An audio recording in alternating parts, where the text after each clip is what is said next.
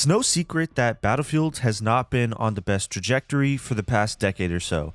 Battlefield 1 in 2016 was the last critically acclaimed Battlefield game, and since then we've gotten controversial titles in Battlefield 5 and of course the dreaded Battlefield 2042.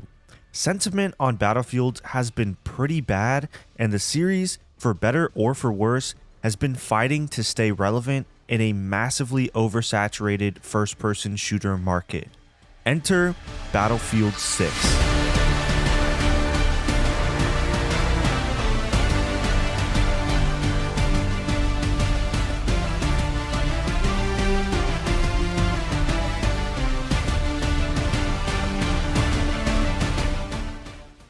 Battlefield 6 is taking the formula back to its roots with modern-day combat, the return of the class system that never should have left in the first place, and of course, taking the destruction and cinematic moments Battlefield is known for up to new heights.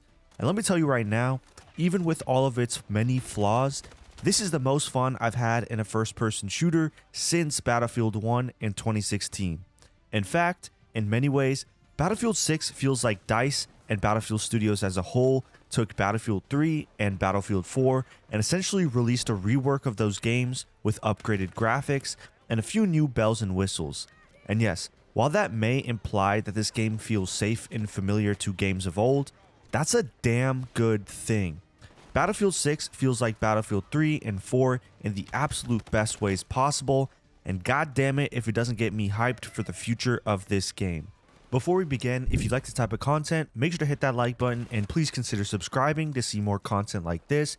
We're on the road to 1,000 subscribers. Every single one of y'all helps out. But now, back to the video. Let's open up this review by talking about Battlefield 6's campaign. Now, I know most people do not give a shit about the campaign, but I am one of the few that always likes to play the campaign first before diving into the multiplayer. And in the case of Battlefield 6's campaign, I'm not gonna lie, it was kinda ass.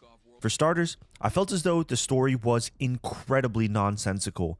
The game opens up by telling you a private military organization known as Pax Armada has started conquering the world, and countries from around the world are leaving NATO to join this new military conglomerate.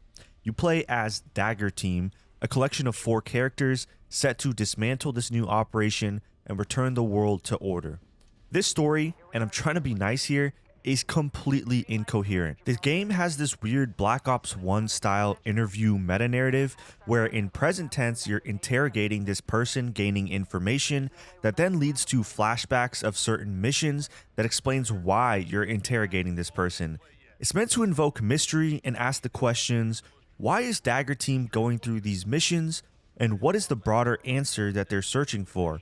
But all it does is dilute the actual missions because you never really know what the hell is going on in the missions and what the objective is. You're just told you're here in this place, go do what the objective tells you to do without any sort of implication as to why it matters. Black Ops 1 did this a million times better because each mission had a clear objective, and Mason, who was in that interrogation, was going through these memories to help him remember a key piece of information. So there was an actual incentive to go back through his memories and play through them. There was absolutely no incentive here. Also, the villain, if you can even call him that, shows up in about 2 missions and is never the primary objective. I never once cared for the guy, nor did he even show up until like halfway through the game, so he was completely unnecessary. Aside from the story, the missions themselves are actually pretty okay. A lot of them have some cool stuff going on, like some infiltration and some tank battles. The set pieces are also cool, but to be honest, there isn't really anything new here that we haven't seen before. The gameplay is very early 2010s Call of Duty, where you just follow your guys around linearly, and not newer Call of Duties, which give you multiple ways to approach encounters, involve stealth, and have a sense of progression throughout the story. All in all, like I mentioned in the beginning, the campaign is pretty ass. It's not really that fun, has a super incoherent story, and is incredibly short, clocking in with a time of 4 to 5 hours. You should never buy a Battlefield off the promise of its single player offering, but make sure you really don't do that with Battlefield 6 because it will woefully disappoint you. Moving on to the multiplayer, let's start with the game's gunplay. Without a doubt in my mind, Battlefield 6's gunplay is some of the strongest in the franchise. You get quite an arsenal to pick from with ARs, SMGs, LMGs, snipers, shotguns, carbines, and even more. Almost every class of weapon is pretty viable in the game, as each of them offers unique characteristics like up close firepower, mid range, and long range. One of the biggest complaints about the Battlefield 6 beta was that almost every gun felt like a laser with minimum recoil. It allowed weapons like SMGs that are typically high fire rate weapons meant for close quarters combat to be viable in those medium to long range scenarios. In the full release, they've severely increased the amount of recoil that those high fire rate weapons get, making it really hard to engage with players in those medium to long range distances. The progression and attachment system in this game is also pretty well done. I like that you get an allotment of points to spend on any one gun, and each attachment costs a different amount of points, allowing you to mix and match as many attachments as you want, as long as you're staying within that point allotment. It's a very cool system that I think needs to be integrated into other games as well. There's a balancing game that has to be played with making sure you're using attachments that are going to help your playstyle, and having to live with some of those drawbacks because you don't have the budget to spend more on a certain attachment. Aside from the gunplay itself, the progression is also pretty solid. Battlefield 6 is pretty intentional with its weapon unlocks. The game definitely drip feeds you gun unlocks. This forces you to play with the starting guns quite a bit before you level up and get new weapons. The attachment progression within each gun is pretty fast though, which is great to see because it allows you to turn your gun into the playstyle you want to play with, as opposed to waiting for that next gun unlock. But while the gunplay itself is pretty solid, it's only one part of what makes a Battlefield experience great. How those guns interact within the class system is what really matters, so let's talk about that class system. Basically, if you're not familiar, Battlefield has always had 4 classes you can choose from while playing multiplayer. Assault generally are the frontline guys with assault rifles, grenades, and things of that nature, giving you the chance to push that front line in game modes like Conquest. Engineers are the guys able to repair tanks, they usually run SMGs, and also, perhaps more importantly, have anti-vehicle explosives. Support is usually there to, well, support the front lines. They usually rock LMGs and have ammo bags as well as a defibrillator, allowing them to revive down teammates. And of course, recon is there to spot enemies from afar while picking people off with their snipers. Well, that's how it's usually done. Battlefield 6 has kept the controversial change from Battlefield 2042 of completely opening up the weapons for any class to use. That means you can see an assault player run around with a sniper or a support player with an SMG in the front lines of combat. DICE, in an attempt to incentivize players playing the correct guns, have given small buffs like faster ADS or reload times if you use the correct weapon type for your class, but it isn't necessary at all. Now, for many players, this is a very controversial change, and I can see why. Battlefield is built upon squads of 4 in an overarching 64-player battle. Ideally, your squad runs different classes and works together based on their strengths and weaknesses. With the open weapon system, a bit of that balance definitely gets ruined because classes that have no business being able to do certain things, now they can. For example, support has a new medic ammo combo bag that they can now place down that heals and resupplies teammates around them. This is obviously designed as a frontline support tactic, providing covering fire and being that second wave in that push and allowing assault to push that front line. But now, with the open weapon system, support can now rock an SMG or an assault rifle and be that frontline menace while also having the ability to heal, resupply, and revive people. So then, what is the point of assault? Aside from the extra primary they get, which is really only useful in close quarters like houses, what is the one thing that assault does better that support now can't do? It definitely ruins that balance a bit in an otherwise pretty solidly balanced class system.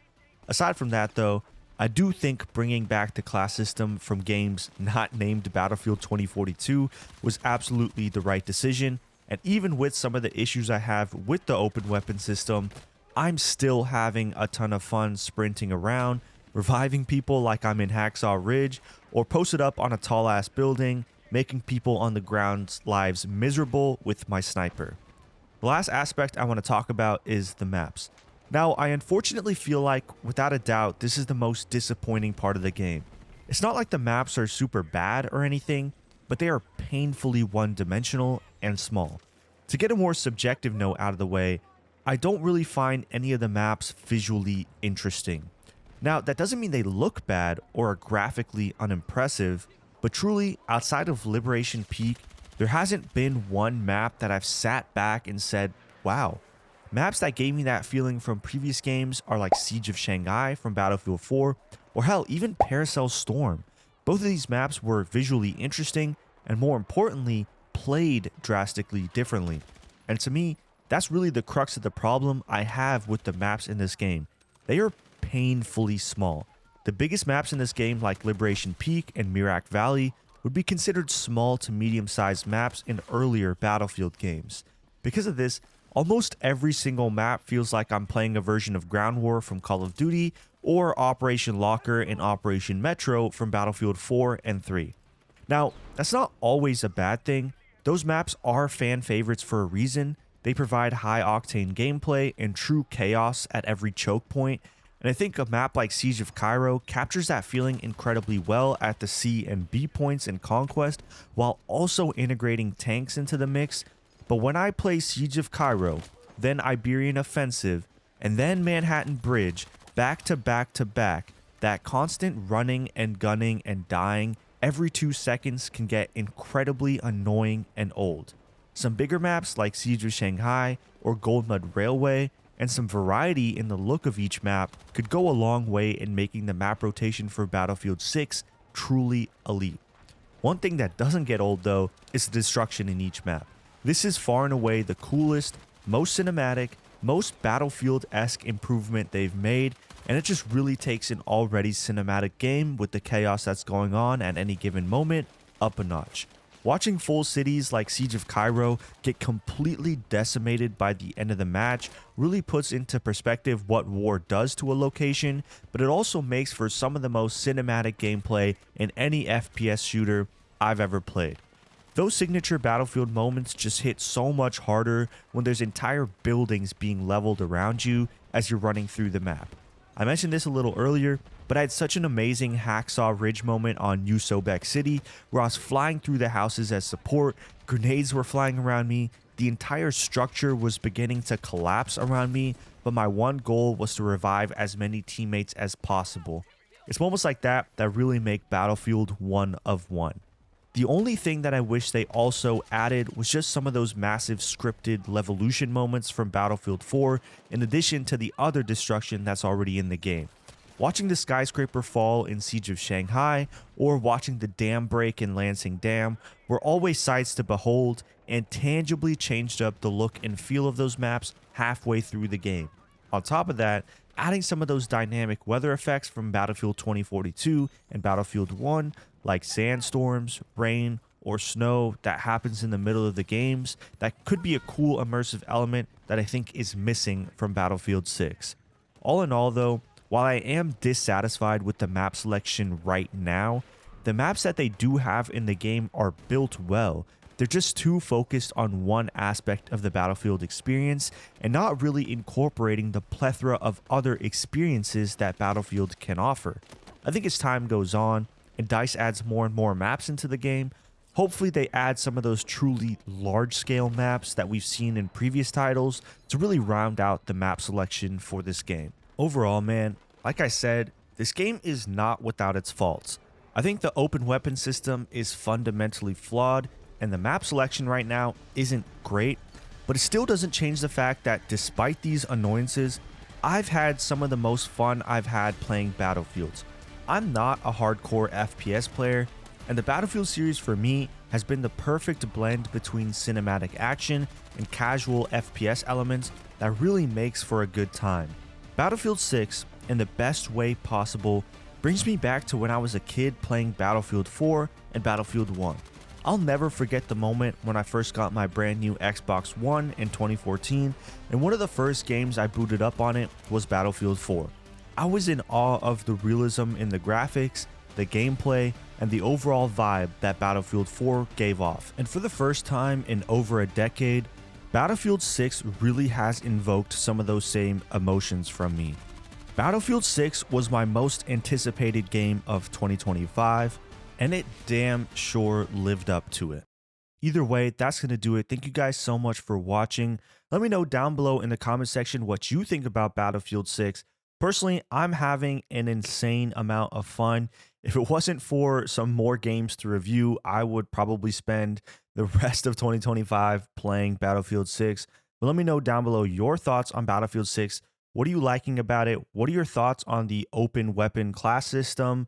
I want to hear your thoughts down below. Again, if you like this type of content, make sure to hit that like button and please consider subscribing to see more content like this. I've got an Outer Worlds 2 review coming up, as well as a Dying Light the Beast review coming up, so make sure you stay tuned for those. But either way, guys, it's been CGG. I'm out.